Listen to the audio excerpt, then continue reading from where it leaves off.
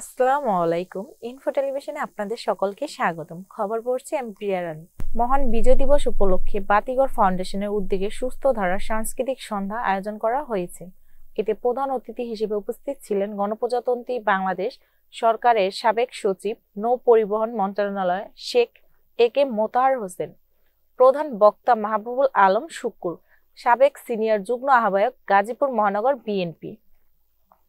বিশেষ অতিথি হিসেবে উপস্থিত ছিলেন আসাদুজ্জামান নূর সহ অন্যান্য নেতাকর্মীরা। অনুষ্ঠানে সভাপতিত্ব করেন নজরুল ইসলাম সজীব। এ সময় প্রধান বক্তা বলেন, বাতিঘর ফাউন্ডেশনের উদ্যোগে এই সাংস্কৃতিক সন্ধ্যার সম্মানিত সভাপতি আমাদের মাঝে উপস্থিত আছেন জামাত ইসলামী নেতৃবৃন্দ এবং আমাদের টঙ্গী কর্তৃক 14 ওয়ার্ড বিএনপি জাতীয় দলের সম্মানিত সভাপতি এবং আজিজুল হক রাজমাস্টার, উপস্থিত 14 ওয়ার্ড বিএনপি সাধারণ সম্পাদক মুসাদ মাহমুদ জালাল, উপস্থিত বাতিঘর ফাউন্ডেশনের সম্মানিত নেতৃবৃন্দ এবং অত এলাকার আমার সম্মানিত ভাই এবং বোনেরা এবং সম্মানিত সাংবাদিক ভাইয়েরা, আজকে এমন একটি অনুষ্ঠান আমি ব্যক্তিগতভাবে খুবই আনন্দিত। আজকে অনুষ্ঠান দেখে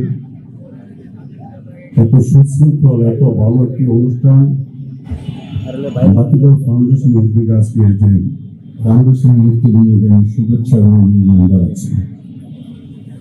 পাশাপাশি বলতে চাই, আসলে সংক্ষেপে দু চারটি কথা বলতে হবে।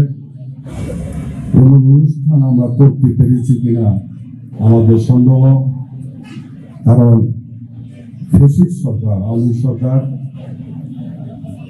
এই অনুষ্ঠান আমাদের কখনো করতে 15-16 বছর করতে দেওয়া হয়নি। মানুষের অধিকার হরণ করেছে, আমাদেরকে ন্যায় কথা বলতে দেওয়া হয়নি, আমাদেরকে সত্যি কথা বলতে দেওয়া হয়নি, আমাদেরকে যেমন একটা আয়নাঘরের মতো ঘরের মধ্যে যেভাবে মানুষ রেখেছিল সেইভাবে তারা আবদ্ধ করে সেইভাবে তারা রেখেছিল, পালিয়ে চলে গেছেন তাদের লোকজন নিয়ে।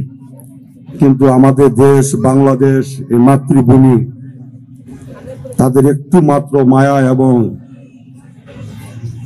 কোন পক্ষে তাদের দরদ কখনই ছিল না যে দেশটি কিভাবে চলবে, দেশটি কি অবস্থায় আছে। তারা খালি শিখেছিল দুর্নীতি, তারা শিখেছিল গুম, তারা শিখেছিল হত্যা, তারা শিখেছিল আইন সমাজদেরকে প্রহার করা, তাদেরকে হত্যা করা, এগুলি তারা শিখেছিল।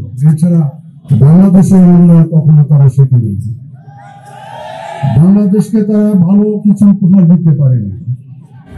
ভারত সরকারকে নিয়ে ভারতকে খুশি করার জন্য তারা বাংলাদেশকে দেউলিয়া করে রেখেছে।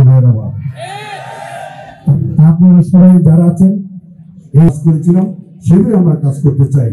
আমি আর বেশি বক্তব্য না বাড়িয়ে সবাইকে এবং বাতিঘর ফাউন্ডেশনের নেতৃবৃন্দকে ধন্যবাদ জানিয়ে, সবাইকে ধন্যবাদ জানিয়ে আমি আমার বক্তব্য শেষ করছি। আসসালামু আলাইকুম ওয়া রাহমাতুল্লাহি ওয়া বারাকাতুহু। অনুষ্ঠান শেষে বাতিঘরের সভাপতি প্রধান বক্তাকে ক্রেস্ট দিয়ে সম্মাননা জানায়।